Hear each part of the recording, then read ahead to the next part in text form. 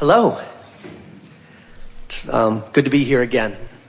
Last year when we were here, we were talking to you about which color Jaguar to buy. And yesterday we were riding on the parkway in a white one. Thought you would like that. We have experienced great success in practicing these principles. It's just phenomenal, and have had a lot of fun today sharing with a couple people about that. And I'm wondering a couple things. One, I'm in the development business in one of the best real estate markets in the country, and it's a lot of opportunity, and it's gone from 0 to 500 miles an hour, and it's really great, and sometimes it's very overwhelming. Because? Well, because along with success comes responsibility. Are you obligated to take on more than you can comfortably handle? I'm not obligated to. I guess I'm challenged to. I can't say no sometimes. The reason that we're playing with you just a little bit is because there can be a little shortage mentality that goes something like, we need to make hay while the sun shines. That goes like, the market isn't always this good, and we need to gear up and be able to ride it while it is this good, in case the bottom falls out of it and it doesn't stay this good. And so we need to do more than we can comfortably do right now. We're following up on your word overwhelmment. You're reading my mail. It's sort of like saying, I'm worried that too many people are being born and that they are going to suck up the oxygen, so I'll get out on my front porch and I'll breathe in all I'll need for the next few days, just in case there isn't enough later.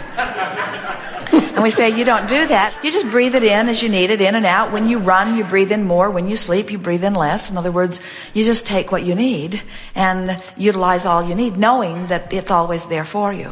And when you get in the true understanding of the rhythm of life, which says, when you ask, it is given. And the only thing that ever gets you out of balance is if you're asking for more that you're able to allow. That's when things get out of balance. Or when you put unnatural limitations on some aspect of it, you see.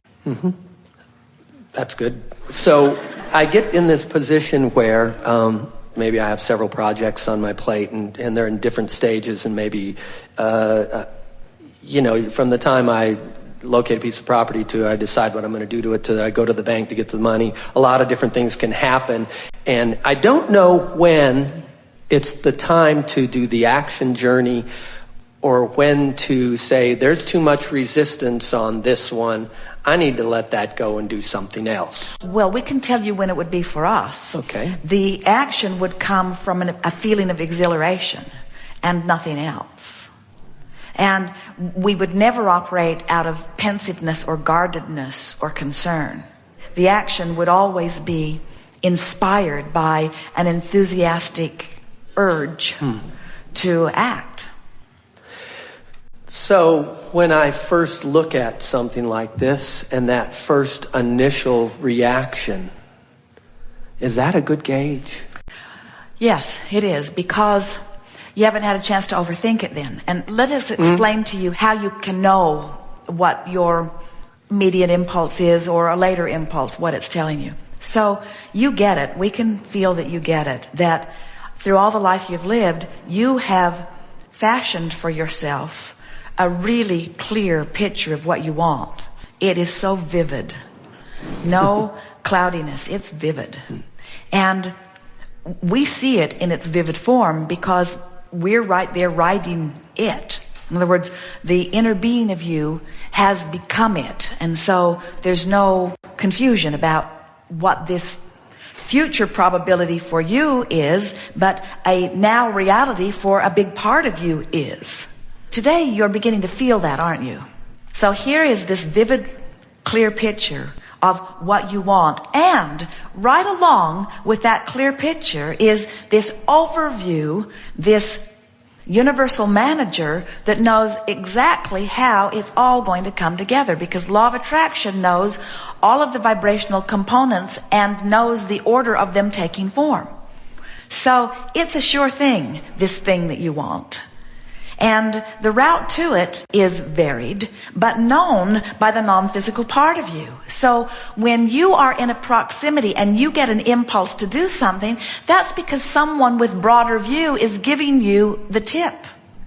Now sometimes people say, oh, Esther's lucky because she's got Abraham who can spell the tips out in greater definition. And we say, the best guidance that Esther gets and Jerry gets and all of you get is that impulse that comes forth from within, because it's surer, faster, cleaner, surer, faster, cleaner, surer, faster, cleaner.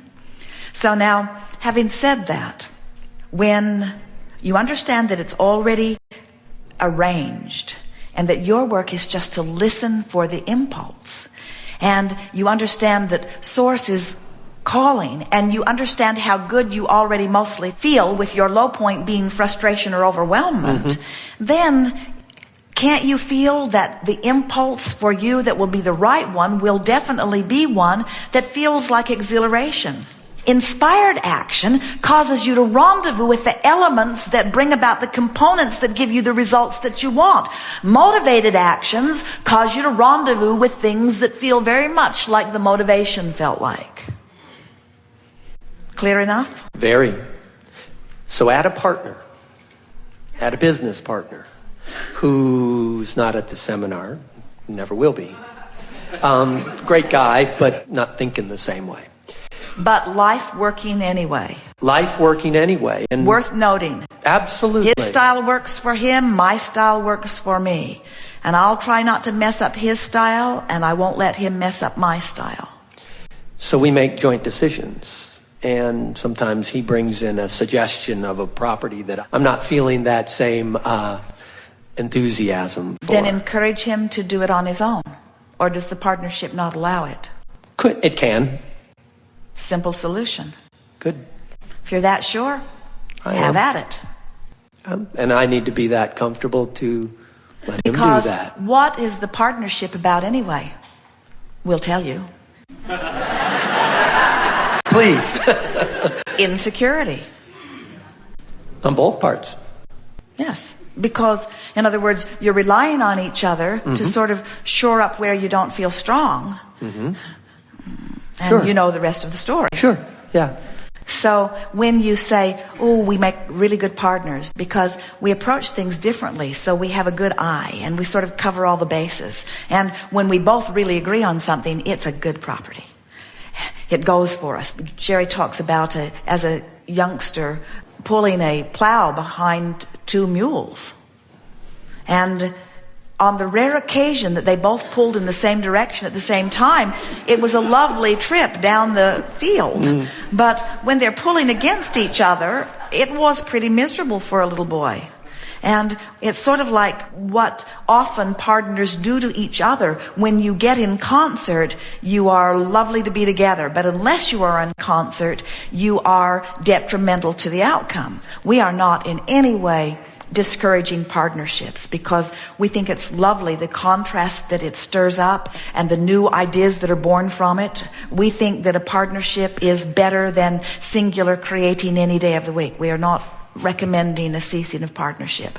But when you feel that something is going in a direction that doesn't feel like it's inspired within you, then don't discourage them from doing it. Just say, I don't have a good feeling about this, but I'd be joyful to see you follow through with this and get the success that you want. But I'm afraid I will throw cold water on it the way I feel. I don't think I'll be helpful if you involve me.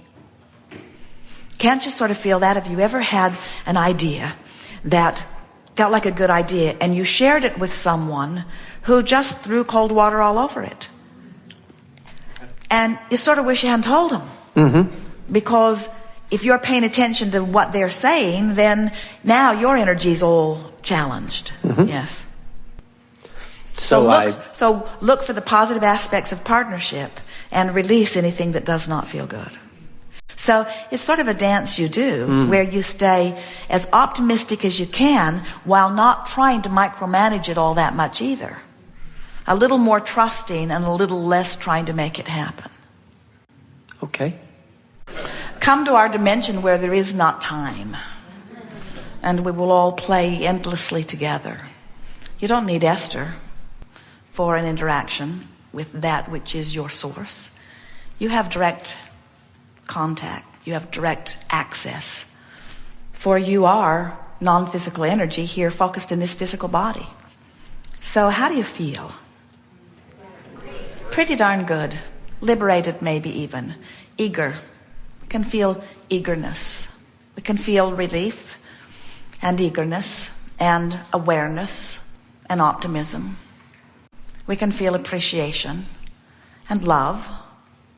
We can feel determination. We like that. That's focused intention. We can feel a little hesitancy that is fading quickly and being replaced with a willingness to apply. We want you to leave here feeling empowered about where you stand and happy about where you are no matter where it is. And if not happy, at least peaceful about the temporary nature of where you stand. And we want you to feel willing about reaching for a thought that feels a little better and a thought that feels a little better. If there is any technique that we wish that you master, it would be the forking technique. Because you do it all day, every day, and it deals with how you feel now. And how you feel now is the most significant reason for your point of attraction. How you felt yesterday has to do with how you feel now. But how you feel now is the most significant reason for your vibrational offering. How you feel now is influenced by how you feel yesterday, just as how you feel yesterday is influenced by how you felt the day before. But how you feel now is not controlled by how you felt yesterday or how you felt the day before. How you feel now is controlled by your willingness to focus.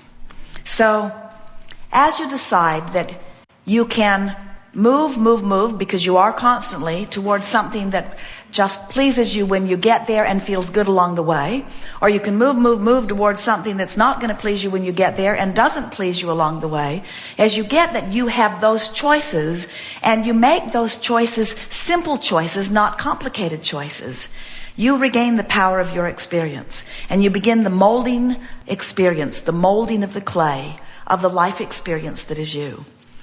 We really do make all of this too complicated by our endless babbling on and on. Life is supposed to be good, and it would be if you stopped doing that thing you do that doesn't feel so good. And we don't think that it could be or should be or really is so complicated to know that this thought feels better than this thought. And we think the thing that has been tripping you up the most is that somehow you've come to believe that you should be able to find the best of thoughts from wherever you are. And that's just not logical. You're not going to transport yourself from Yuma to San Diego, but you can point in the right direction and you can get there. So stop asking the impossible and instead be practical in your day-to-day experience. Live in the world that you live in and reach for the best feeling thought you can find. And show yourself that you can move in the direction of, and therefore can eventually get to anything that you want. And begin to feel the increasing of momentum as success after success gives you more and more confidence to reach into more that will please you. And understand that there's always going to be a bigger, better, more obscene everything. You're not going to reach the end of your wanting ever, nor should you. Don't reach for a time of satisfaction. Reach for a feeling of alignment. When you find alignment, you find joy. And when you find joy, you find everything else that you've been looking for. Because there is nothing that you want that is for any other reason than you think you will feel good when you get there. And when you show yourself that you can feel good even before you get there, then you get there faster. But then getting there becomes less important. And when it doesn't matter if you get there because you're joyful now you've returned to who you are. And now you can get on with life. There is great love here for you. And for now, we are complete.